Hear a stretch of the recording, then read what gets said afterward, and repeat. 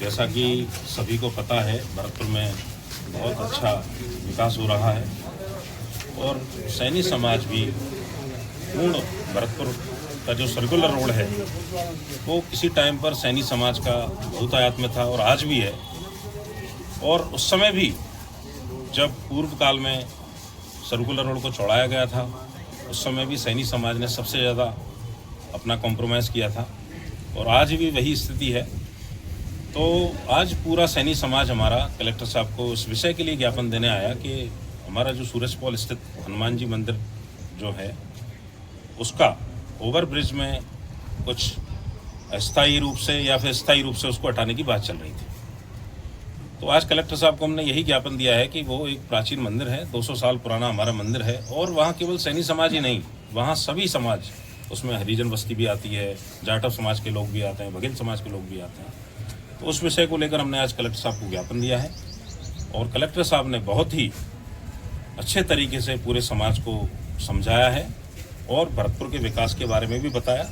और हमने भी कलेक्टर साहब को जो हमारी वैकल्पिक जो मंदिर अगर मान लीजिए हटाना भी पड़ा तो उसके लिए वैकल्पिक व्यवस्था भी हमने उनको बताई है, तो उनको भी वो प्रस्ताव बहुत ही अच्छा लगा।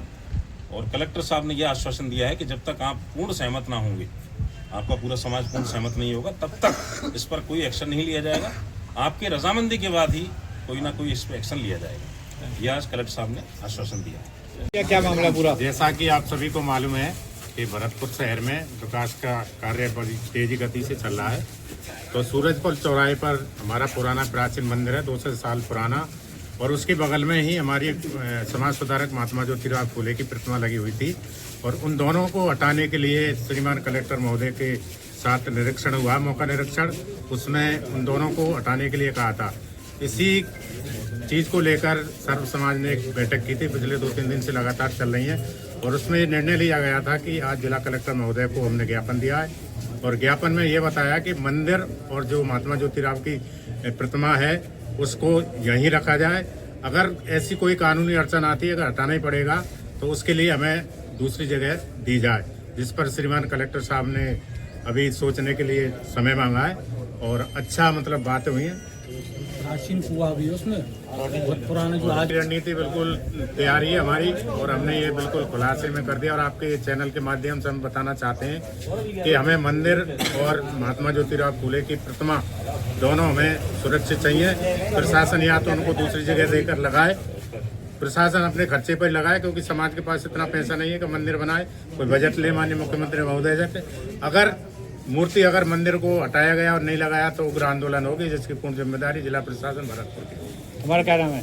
रामेश्वर सैनी, अध्यक्ष यदवंशी सैनी समाज, पालबारे गांव। जिला कार्यालय पर सैनी समाज जो कि सूरजपोल पर एक हनुमान जी का मंदिर और धर्मशाला, ज्योतिराव फूले जी की जो मूर्ति है उसके के लिए यहाँ आए थे कि वो मूर्ति और वो धर्मशाला तथा जो मंदिर वो बचे।